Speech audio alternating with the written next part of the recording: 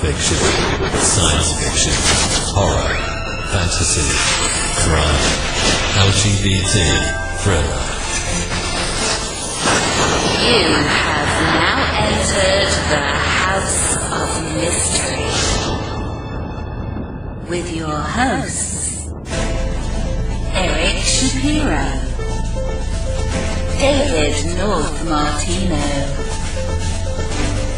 John Copenhaver, and Al Warren. Heard on KCAA 106.5 FM Los Angeles, 102.3 FM Riverside, and 105.0 AM Palm Springs. Welcome back into the House of Mystery. I'm Al Warren, and Mr. Michael the Ripper Hawley is here. That is correct, depending on which connotation you use there. Yeah, well, you ripper to shreds. So what's going on with you with that new book? What's happening? It is finished with the editing and the proofing, and it's now in the publisher's hands, so any day now it will be out, and it's going to be a nice surprise for the Ripper community. Well, anything you do is a nice surprise. That's right. That's right. It's amazing you can get two words together on a page, but well, that's what the editor does. I kind of like blah blah blah, and then they fix it. Yeah, it must be. This is crazy. Well, that'll be good. So a whole new book, and we're going to find out who the Ripper really was. Yep, the Ripper world according to Hawley. That's how it works. Well, I'm not holding my breath. How's that? So it's a really an unspeakable horror, but that right there rings a bell today. Yeah, why would that be? No. Yeah, we have an author here, believe it or not, and not just Michael Hawley, and the new book is called Unspeakable Horror 3, and it's a Dark Rainbow Rising. Joining us to talk about this, Vince A. Liaguno. Thanks for being here. Excellent. Thank you for having me. Nice speaking with you, Vince. Nice to see you both. So listen, the first thing I noticed about you is it looks like you've done a ton of editing. Like do you consider yourself an editor primarily? I consider myself an anthologist, probably primarily, but I'm a writer, I'm a poet, I'm a pop culture anthologist, enthusiast, and I'm a huge Jamie Lee Curtis aficionado. So any topic is good for me on those things. Oh, Jamie Lee Curtis. There we go. But I just wondered how you got involved in this whole anthology idea, and this is book 3, so this is the third book, obviously. How did you get on board with this? After my debut novel came out in 2006, which was called The Literary Six, it was a horror novel, kind of an homage to the slasher films of the 80s. I began speaking with a gentleman named Chad Helder. And Chad Helder had a website at the time called Unspeakable Horror.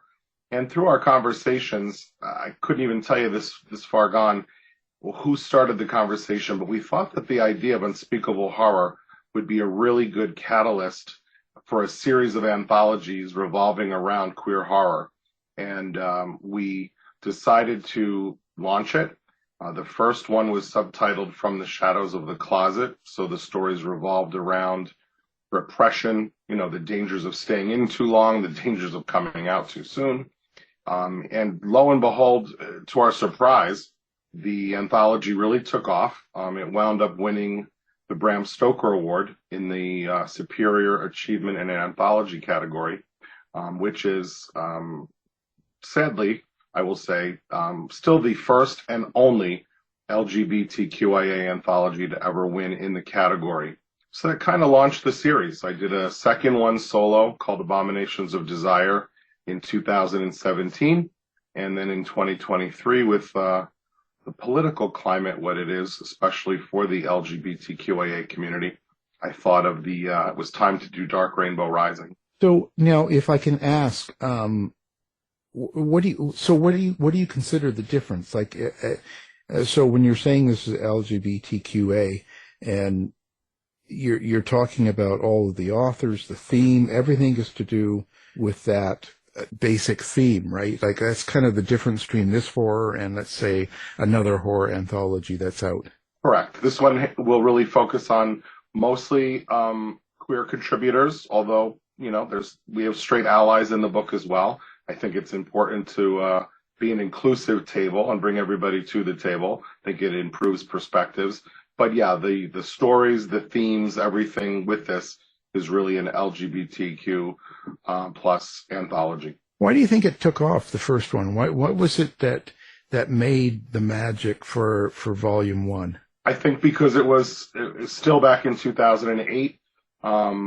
I think it was LGBTQ was still a very marginalized community. And I think the idea of creating a horror anthology around those themes was very appealing because, horror has always kind of looked at the other and otherness and the person on the outside looking in. So I think it was kind of ripe for that audience. How do you select the people that are going to be part of this anthology, or do you have anything to do with that? I do. I usually try to, in an anthology, sadly, in the marketplace, anthologies of short stories don't sell as well as novels. That's just kind of a known fact. So they're a harder sell, especially when you go to the major publishers. I've done these all through small press. My last anthology, which was not LGBTQIA, was called Other Terrors, and that we did through HarperCollins. But in any anthology, you need some names to sell the book. So I usually will have 8 to 12 invited authors, names of authors that I think will really capture what I'm trying to do, or just authors who I think this is such a stretch for them. I'd love to see what they're going to be able to do with it. Then I always try to do an open call. I know a lot of anthologists do not like the slush file. Sometimes it's grueling, but I think it's important to discover and then elevate newer voices. That's how we, expand our horizons, so to speak, in literature. So how gory do the stories get, or do they? Like, is this primarily slash and gore and real violence and that sort of fun? No. Some of them are more subtle. They run the gamut. There are some that are quite shocking in their violence, certainly at parts of the stories. But there's some very quiet horror stories. There's some more politically themed horror stories in here. So I think it really runs the gamut. So, that's the nice thing about anthologies. If you're reading a story and it's not grabbing you, you go to the next story. It's not like a novel where if you stop, you stop the novel. That's what's so great. Or if you just pick up the anthology and you may have a favorite author or two that are in there already, sometimes you just go to those authors first and read those stories. Yeah, it's interesting. Now, do you think that, or do you look for stories that also have a theme, maybe a subtext, some sort of meaning behind them, or underneath the slash, let's say, or the horror itself? I think that's what's been interesting for me doing the Unspeakable Horror is that each volume has its own theme. So it's really what I'm looking for is how creative the contributors can be with expanding that theme or interpreting that theme. Some of them are a little easier. When we're talking about From the Shadows of the Closet, repression was something that I think people can relate to on one level or another. The second one, which was Abominations of Desire, was about basically desire run wild. So that was a fairly easy one. This third one with Dark Rainbow Rising was a little bit more thematically dense. So I think it took a lot of creativity on the parts of the contributors to delve and interpret this theme. What's nice is I think this volume has the most richly imagined stories that are all over the map in terms of the theme because people interpreted it very differently. Oh, it's interesting. I would imagine you get all sorts of interpretations from readers, and sometimes I bet they pick up things or they'll say things about a story that you would it wouldn't even come to your mind. Oh, absolutely. I love the feedback from reviews and from reviewers and just book buyers because I'm always fascinated to know which stories resonated with people and, of course, the why. Because, even as an anthologist, there's some that I really love personally that I'm curious to see what other people's take is going to be. And sometimes they see something I didn't even see in the story. So it's kind of fun. So Vince, do you have repeat authors that have been going through each anthology, or is it all new authors? I do. I have used some folks several times in different anthologies. Unspeakable Horror 3, there's nobody that was in part 1 or 2, whereas parts 1 and 2 had some repeats. But I'm up to 5 or 6 anthologies now. And I've had Stephen Graham Jones in quite a few of them. Paul Tremblay now is in this one. I would absolutely work with Paul again. He was a dream. On the other Terrors, we worked with S.A. Cosby, who was phenomenal to work with. So there's definitely room for guests to be invited back. So how do you think working in the anthology world, how does it change you as a writer, editor, person, going through the whole process? I think going through the process, because I do write, I think it makes me certainly more sensitive to the whole process. As a writer, when you are dealing with editors, you deal with some good editors and you deal with some not so good editors. So I think my experiences as a writer hopefully have made me a better editor in terms of dealing with people, in terms of rejecting stories, or in terms of, it's difficult sometimes when you have to go to a best-selling, author and say, hey, I love the story, I want to buy it, but there's a section I want to work on with you. Are you open to that? That's something when you're not on their level as a writer that can be a little dicey, but I think it makes you a stronger editor and a stronger writer. Certainly just reading through the submissions, I think improves my own writing, because when you're more widely read, I think that helps you be a better writer, especially if you're reading in other genres as well. So where do you stand on sensitivity in that? Like, do you think about how the violence is written on the page or how the horror is displayed? Like, or is that something you're consciously aware of, and it makes a difference in whether a story gets in the anthology or not? Yeah, I think the horror audience in general is a pretty receptive audience, and I think they're a forgiving audience if you do have something that maybe triggers somebody. Certainly some publishers will put the trigger warnings at the beginning of the book. This book contains this, that, the other thing. I don't think it's a bad thing. I even as an editor will read something in a story and I'll say, this word or this phrase, I'm not so sure about it. And I'll engage, personal friends who moonlight as sensitivity readers, just to kind of make sure, the goal is never to intentionally offend anyone. Anyone will take offense to anything. You can't tie yourself in knots worrying about that. But, certainly if there's certain common things that we can avoid to help somebody not be triggered or not, feel offended, there's no harm in doing that. Well, it's got to be a real fine line, because like you said, horror readers, they do look for the violent side and the suspense and the fear, and there's a lot of tension involved in a lot of stories that are horror based. So, yeah. It's kind of, that's why I was sort of asking, because it's got to be kind of a fine line, as you don't want to be too clean, let's just say, because it takes away the realism of the story. And then, it's got to be tough. Sure. And I think there are certain things that are just taboo in general. Horror readers, in my experience, really don't like animal violence.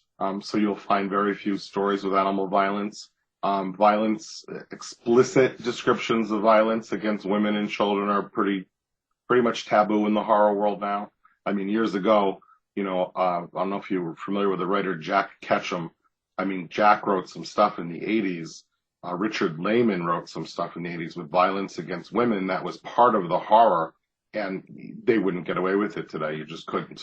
So I think the industry, the field of horror, has evolved enough that we're sensitive to our readers' limits, so to speak. And do you think it's evolved enough to have large publishing companies take on a project like this, or are they still keeping a little distance from this? Oh no! I mean, look at what's going on with with Paul Tremblay, Josh Mallerman. The other Terrors anthology was a huge book for HarperCollins. Was nominated for the Shirley Jackson Award. We just got notified we were nominated for the World Fantasy Award. So I think the big publishers, horror is not the dirty word it used to be. I don't know if you remember, but in the 90s and when the horror kind of went bust, then when writers who were still writing horror, they would, not horror, it's a paranormal thriller. No, it's horror. It's horror, So, but now, because I think of again, we cast the net far and wide now. We've brought a lot of people to the table. So the horror field in general is much more diverse in terms of the authors. I think that's helped legitimize horror. And I think horror is no longer that dirty word. I mean, certainly in Hollywood, it's not a dirty word because it makes buckets and buckets of money. Right. So I think the literature needs to catch up a bit, but I definitely think it's more mainstream and more acceptable. Well, and what about the gay part of the horror? The gay, when you approach large publishers, are they still distant on that? Not as much as they were back in, I would say, the early 2000s. But it's still, again, you're appealing to a niche audience. So I think it's definitely going to factor in on, let's say, maybe the advance, because it's not going to sell as well as something that appeals to a broad, Ellen Datlow, preeminent anthologist in horror. She sells these amazing anthologies that have these, even her themed ones have big names attached. And they're very general in nature. So they're more appealing to a larger audience. It all has to do with the audience. If you're writing something that appeals to a smaller audience, the hope is always that, word of mouth is going to get out and be like, well, a good story is a good story, regardless whether the characters are gay, straight, black, white, male, female, trans, doesn't matter if it's a good story. Now, have you got a story in this actual anthology? I do not. Some anthologists put their own work in their books. I really try not to do that. It's just kind of a personal preference. I submit to a lot of anthologies and get published in a lot that are not mine. But I don't put my own stories in the anthologies. So then you have stories in other anthologies, but you don't have it in yours. Correct. And that's just something that you wanted to do that way? I think a lot of editors feel that it's just poor form. When you're putting out a call for submissions, hey, I want the best stories about, here's the theme, and then you put one of your own stories in there. It's really just considered poor form. Some people do it, if I had a bigger name and a bigger built-in audience, if I was Jonathan Mayberry, maybe I would put one of my own stories in there because I think the audience would be there. But there's just so many voices to discover and so many great stories that I usually have more than I even can use. So I'm happy to sit my own out and just submit to other people's. I'd put two of mine in, but.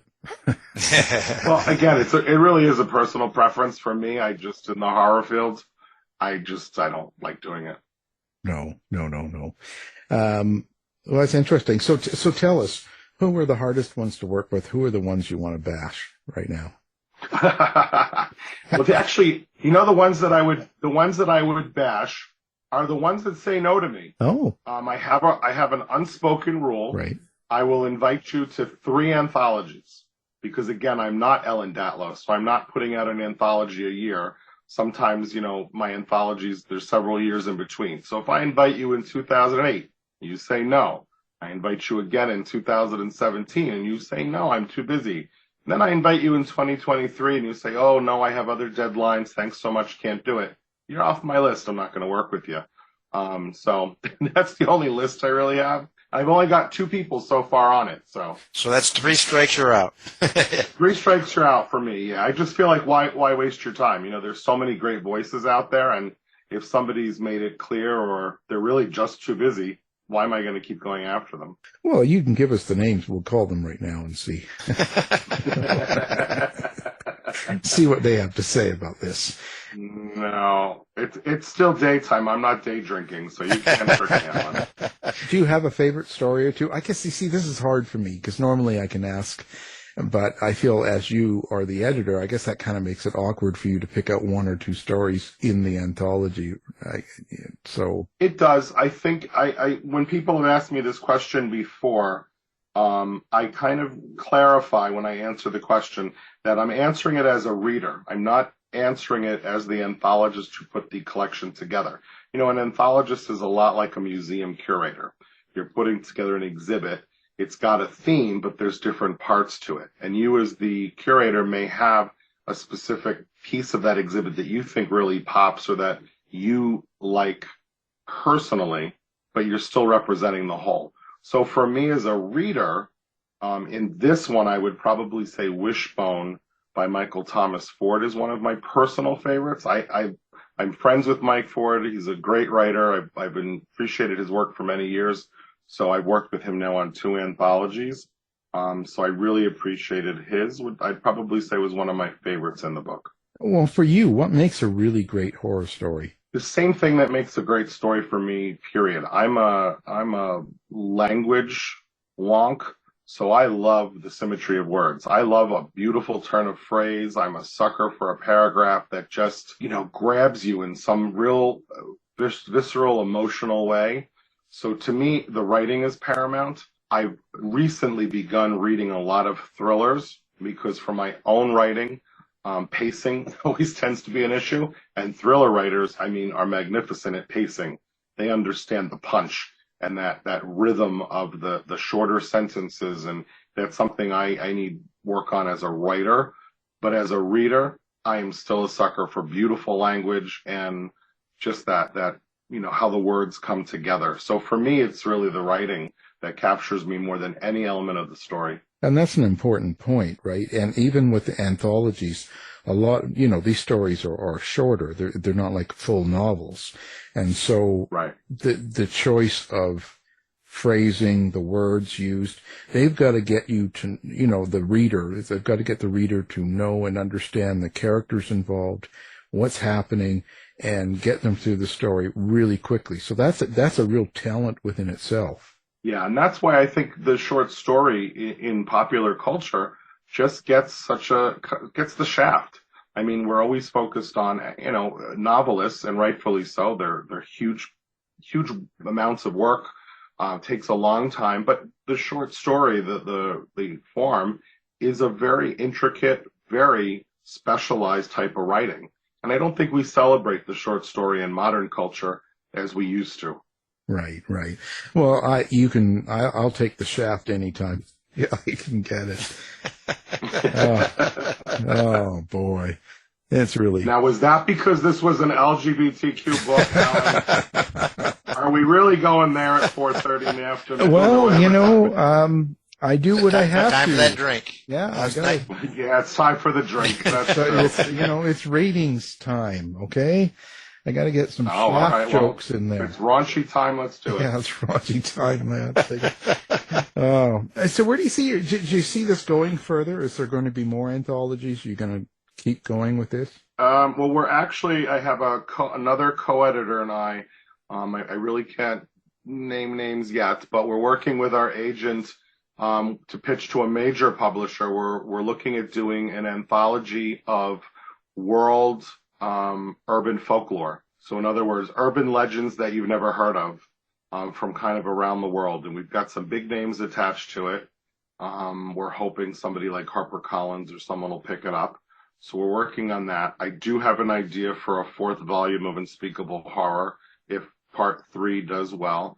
It's published by Crystal Lake Entertainment. They've been a joy to work with, so I would love to work with them again on a 4th volume. And then I'm actually, my day job by trade, I'm a licensed nursing home administrator here in Michigan and in New York. And I did something unusual that I've never done in my adult life, which was I took the summer off to work on my second novel. I'm like the Donna Tartt of horror. It takes me 20 years to write a novel.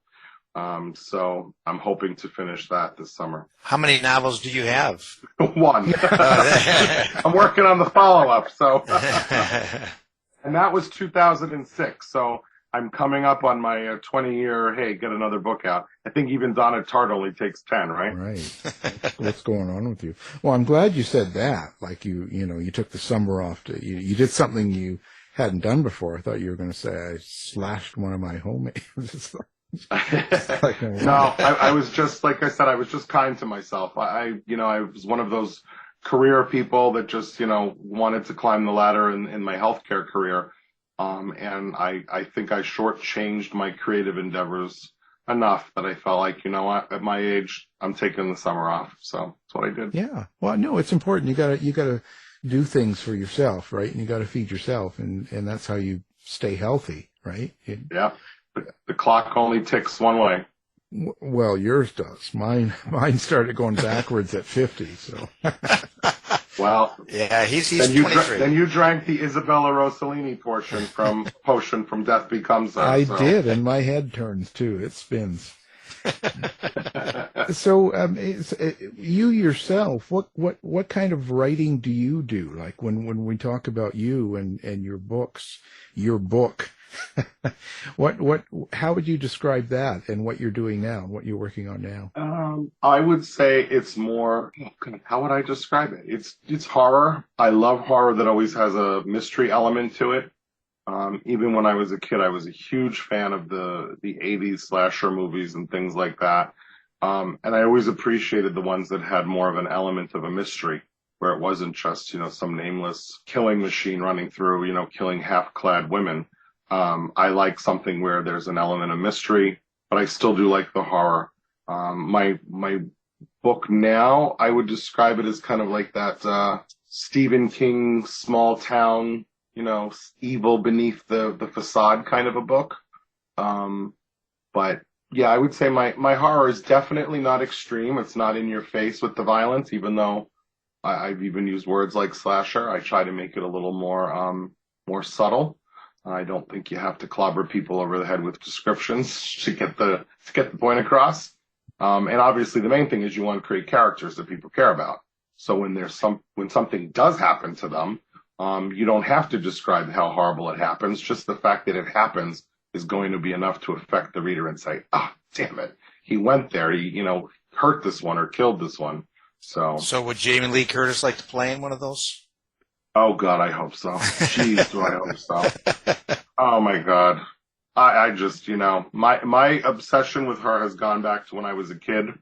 I have probably what could be described as the largest Jamie Lee Curtis collection in the world. I could easily open the Jamie Lee Curtis Memorial Museum someday. I've got costumes from movies that she's been in, promotional things from, when she advertised, remember VoiceStream Wireless? Right. I probably am the only person left that has a Jamie Lee Curtis VoiceStream Wireless bobblehead. Her holding the VoiceStream phone. I mean, just crazy. Autographs, all kinds of stuff. She's making a comeback. Yeah. So. She sure is, and won an Oscar. Oh, yeah. My girl. So do you dress up like her? Or? Now, again, are we going to the LGBTQIA thing, Alan? It's important, No, my pronouns are he, his, and no, I have not dressed up like Jamie. Well, you never know. I mean, it's nothing. You never know. Although I would say her outfit, her persona from Everything Everywhere All at Once would make a great cosplay outfit at a Comic-Con. Oh boy.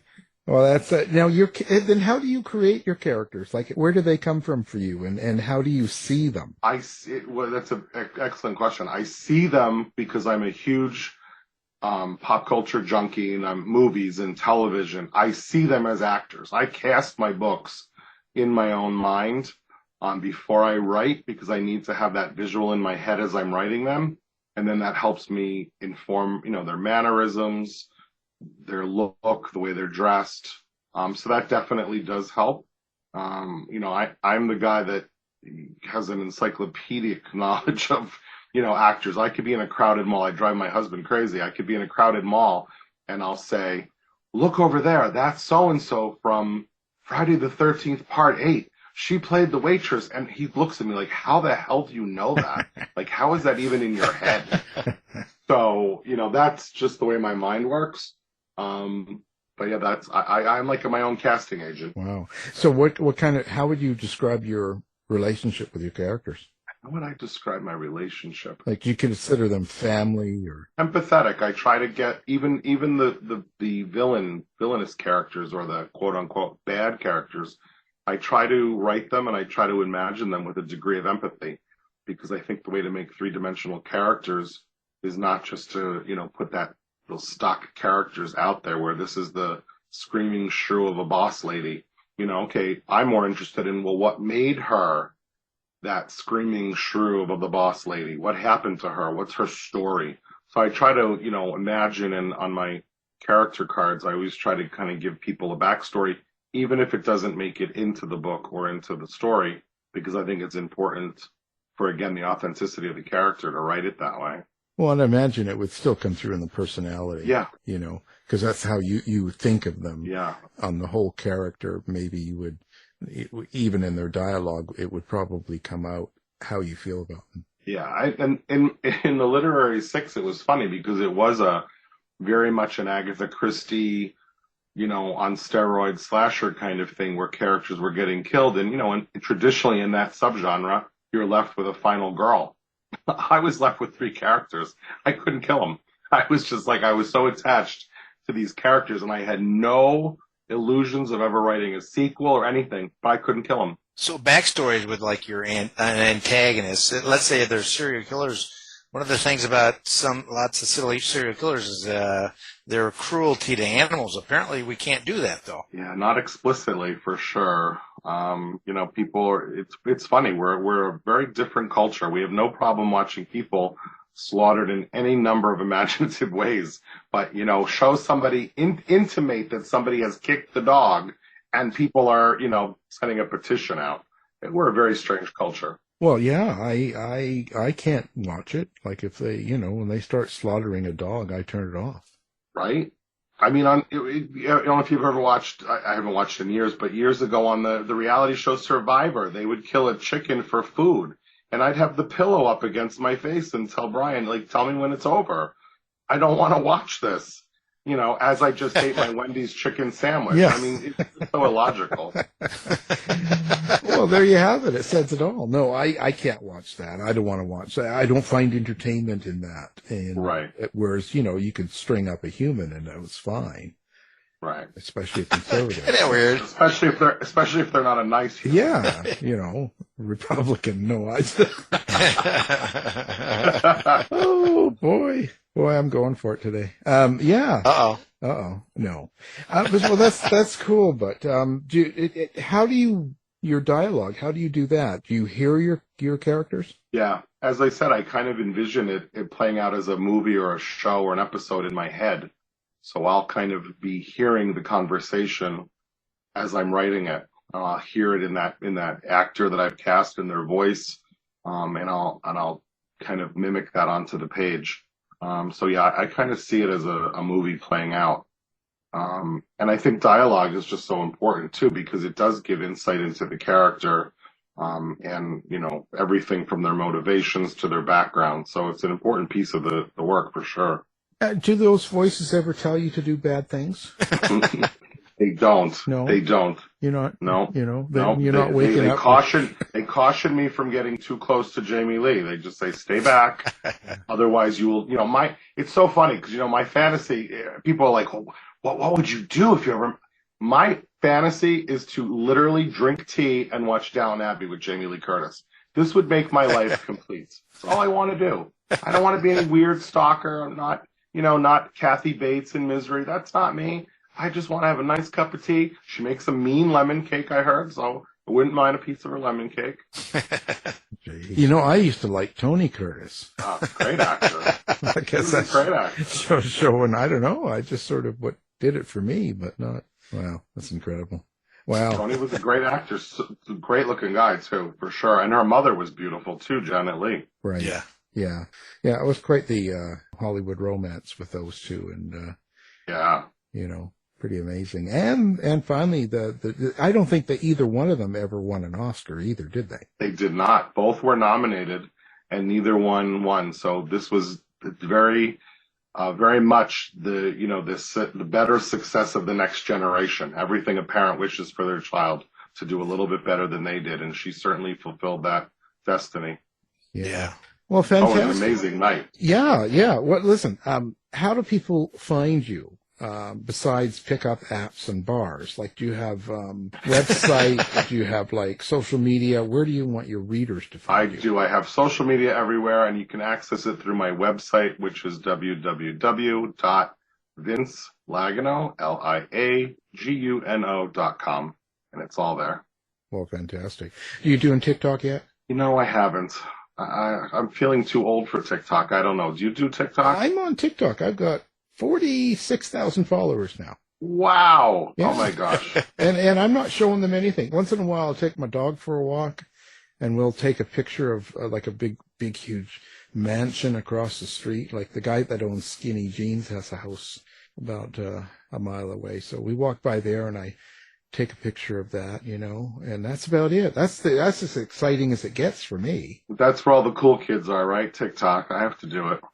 Actually, TikTok's good. I find you slowly build and you get pretty good feedback. There's a lot of people that are into books and writing and all of that that are on there. Like that's why Book Talk is so popular. So you can post your stuff on there, and I post all the time, and I get, I've gained that many this year. That's it. Wow. Since the beginning. I'll have to bite the bullet and go to TikTok. Yeah, show us a little bit of nipple. Get out there and or that's